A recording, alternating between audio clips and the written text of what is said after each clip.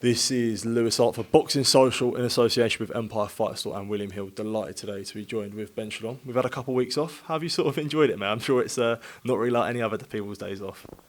The fight weeks are the time we get off. When it's not fight week, that's when the work starts. But no, it's been good, thank you. Very hot today.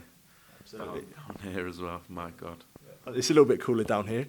We're on Friday, York Hall, sort of making your York Hall debut as on Sky. What sort of attracted you in the first place to come to York Hall? A hotbed of British talent where everyone sort of makes their career there first. Look, I'll be honest. It was something Azim wanted to do, and it's a series of injuries that we've been plagued with for the past 6 months, and we've just had to get on with it. But for me, Frazer Clarke is a natural headliner at York Hall, given what he's done here already. And the fights that he's had at York Hall and WSB and even before then, and he's delighted to be headlining and delighted to be part of a card. So is Caroline Dubois, who now will be the co-main event. So yeah, it's a place with a lot of history. Obviously, the first ever fight night, I can't believe it, to be honest, that we're doing at York Hall. I think for Friday night, York Hall card with Dubois, Viddal, Frazer, McKenna in a tough fight as well. It's a big night.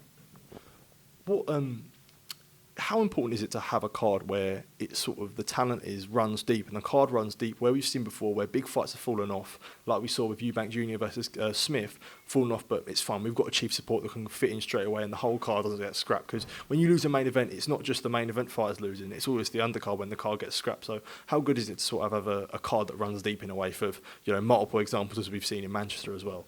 Yeah, I think people don't realise how difficult it can be. I mean, we've had Taylor Catrell fall out, which was a big event for us because of injury. Then Smith Eubank, and every time you have to find a solution. We ended up doing the Manchester card. We've had so many injuries from Thompson to Lawal, and you have to find a solution. I think, the key is to keep it on. The fighters are the most important. We've managed to keep on every single fight night in terms of Azim, in terms of Smith Eubank, and you have to find a way, and as you said, you've got to have fights on the card that can step in, and you've got to be able to react quickly. Obviously, Lima's now in a big fight against Aaron McKenna. Should have been Shaquille Thompson. Isaac Chamberlain's on the card against Dylan Brajon as well, which is a good opponent at this late notice after Lawal pulled out in Bournemouth. So you've got to react quickly, and it's been if I'm honest, it's been tough. It's been a tough 6 months with the amount of injuries we've had to deal with, and but you've got to find a way, and it definitely makes the company better, and it makes the fighters appreciate it more because you keep the cards on. I was going to ask you that, and it's sort of a more personal question, because in your job, in your role, you've got to be a problem solver. So when you see all the problems that you've sort of had with so many pullouts, so things that you can't control, how do you deal with that on, like, you've had problems, even when you started Boxer, how do you deal with all those sorts of issues and stuff on a personal level, and dealing with the problems that come of being in the front runner in boxing? It comes with the territory. Obviously, on the Sky platform, our shows are seen by more than anyone, and you can't prepare. Even on Friday, I got home. I was thinking, right, we've had that many. We've had the 2 box office injuries. We've had so many fights pull off every single card. No more. And then I get a call. I think it was Friday evening from Shane saying, "You won't believe it, Ben. Adam's got this infection in his hand." And I think. Look, it gets to the point where I don't think the main thing is in that scenario is, have we got, as you said, enough quality fights on the card? Can we move things around quickly, and can we keep the cards on? And it's difficult, but we have a great team. I feel sorry for them more than anything. The amount of work that goes into venues, promos, all the backroom staff that then have to think, right, how do we approach this differently? They've come through absolutely everything, and for me, a big card on Friday night at York Hall, and it's difficult. I'm hoping the next 6 months is a little bit easier. And another fight I want to talk about was Viddal Riley versus Anis Taj 2. In the first fight, what do you think justified seeing this fight again? Look, it wasn't a fight we were going to make. Anis Taj would not leave Viddal Riley alone, and it got to a point where, look, he is a funny guy. He's an entertaining guy. He'd lost the fight. It was a cut. But I think he was losing the fight anyway. Ultimately, it comes down to fighter loses and is that desperate for an opportunity. And Viddal, in the end, I think just tapped out and said, you know what, I'm going to finish this conclusively. And I think it feels like now it's gathered a lot of interest on Friday night, and I'm glad that it's on the card. In all fairness, as I say, it wasn't the fight that we immediately thought of, but it's a great fight, and I think the way those two go back and forth, something I'm looking forward to. And for me, Viddal Riley needs to put on a huge statement this time. He knows all about Anis Taj. Obviously, he's going to get a fighter now that's been preparing for 8 to 10 weeks, knows his mistakes, and so big opportunity for Viddal to perform in that cruiserweight division. When you consider his amateur career, when you consider that he beat Chris Billam-Smith in the amateurs, forget all the YouTube stuff and the fact that he generates that much interest, he can go right to the top of the cruiserweight division, and he'll want to show that on Saturday. 100%. And another thing I sort of looked at is you look at all the domestic cruiserweights. We saw Frazer Clarke win on Saturday. We'll see Viddal. And, you know, we saw right at the top in domestically, Billam-Smith versus Okoli. Boxer hold all the cruiserweight cards to their chest, but do you think Viddal could definitely be mixing it in you know, potentially sort of very soon with the likes of the names I've just mentioned? I think so. I think he's a lot younger than almost everyone out there, and that's what he's got to be looking at. I think Chris Billam-Smith have given him so much inspiration to that he can and will become a world champion one day, and he'll look at that division and think, well, you know, that it's going to open up for me here. As you said, we've got a lot of cruiserweights, but he is a lot earlier on in his career than a lot of them, and that's exciting. And I think he will be the face of the cruiserweight division in a few years' time with that sort of following, with that sort of ability. I'm excited to see him mix it. Caroline Dubois back on the card. Sort of a quick one on her. How difficult do you find it to match women's sort of someone like Caroline, where you want her to be the face of boxing, but from now to a world title, is it hard to match her when there's not much depth in the women's division? To be honest, no. When Caroline is so far, no. She accepts every single opponent. Yes, it's hard to find those steps up, which is why she's almost had to jump to Lozano. This is an opponent that you wouldn't blink if they were facing Michaela Mayer, or for Michaela in her last fight. Like, this is a serious step up against I just saw Lozano actually. She's looking big, and Caroline immediately was like, "This is exactly what I need." She is restless. She is ready to go. You look at Katie Taylor's and Natasha Jonas is coming towards the end of their career, and you need a superstar within women's boxing, and I think Caroline Dubois will be that.